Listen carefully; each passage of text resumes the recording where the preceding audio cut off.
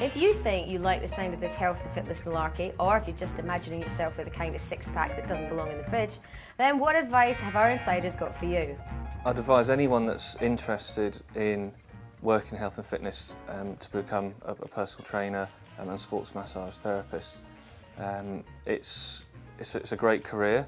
There's lots of opportunities for you, and for instance, as I say, I train people outside of teaching as well, and it's nice. It's a nice way to live, if you like. It's train people that at their houses. The other morning I was training someone by their swimming pool. I thought there are harder ways to earn a living than this, and being outdoors and helping someone achieve their goals. Well, there are good resources online. You can have a look at the Sport England website, for example, leisure jobs, that kind of thing. I'm not sure about where you can get advice to do with working in that sort of industry, so by all means give us a ring and we could give you first-hand advice. My advice to people wanting to come into the industry is really to not let anything hold you back. If you have a target and you want to get there, then go for it as best as you can. And there's so many opportunities in the sports and health industry at the moment that with the Olympics as well, the time is now. I would advise students to obviously have a sit down and think about what type of role they would like to pursue a career in. With my present role, not only does it require long dedicated hours of work, but the willingness to do what it takes.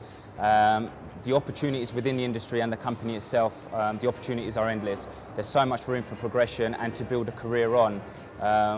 And I didn't have as much opportunity in my last present as my other two jobs than I do now. It's important that anyone considering coming into this industry, they speak to the right people, get that advice. The best thing is perhaps to come get some experience, whether that be just shadowing some coaches or shadowing a sports company in their office, just so they can get an understanding of how things operate, to see if that's something they're really interested in, because you need people who are going to be committed and stick with the task throughout. So that's the best bit of advice, I think, for those guys looking to get into the industry. To become a personal trainer can be as easy or as difficult as you want to make it. No street is paved with gold. Nothing's going to be handed to you on a platter. If you want to work hard to become great at something, then you will become great at that. You know, anybody can do a qualification, but you've got to really put your heart and soul into it to become great. And that's the kind of trainers that I like to produce, is the people that are going to be great. And that's what I try to do. So yeah, it's easy as much as anybody can learn something that they're really passionate about, but you have to work to make a career, as with any career, not just with personal training or sports therapy.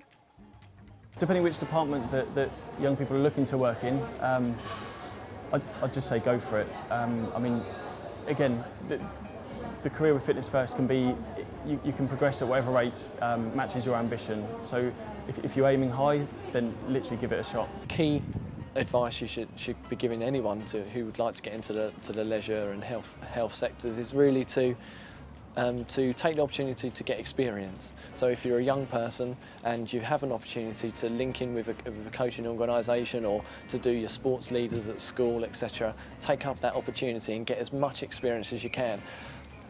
A lot of people go to university now, there are a lot of people doing sports-related degrees, and what will separate you against all the others is the fact that you've got that high level of experience, because ultimately when you look at a job description or a job, the first thing they look for is, do you have a job-related degree? Do you have the experience? Obviously, the more experience you have, that pulls you apart from the rest. National governing bodies are a brilliant way of actually finding information as well.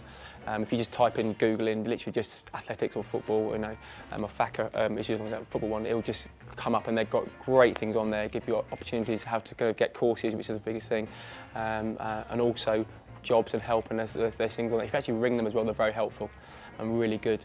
So that would be something I would suggest, and I've done as well. I still look now to this very day on all the governing bodies' websites and stuff, because they give the most tips, most help and most advice.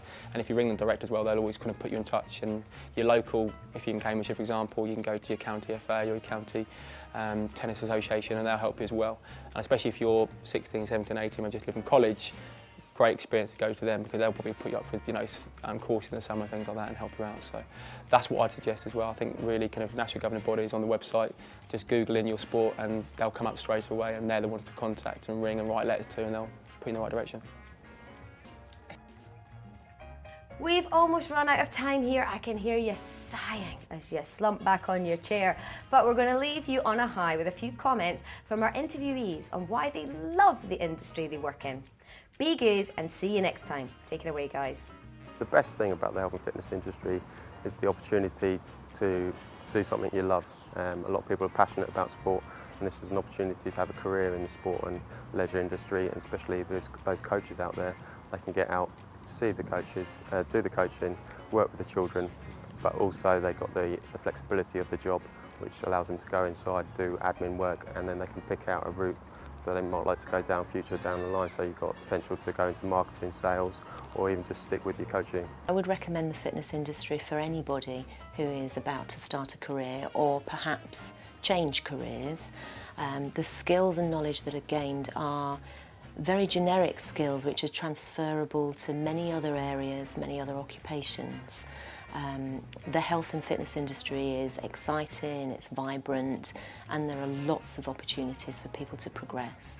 I think this is a great industry to launch your career in, mainly because there are many people from the age of 16 to 60 who participate in fitness and sport and recreational activities, who clearly love doing that as their main hobby or main interest in a physical sense. And it seems fairly sensible to me that if that's what you love doing in every spare moment of your life outside of work, why not do it as a career and be paid to do it?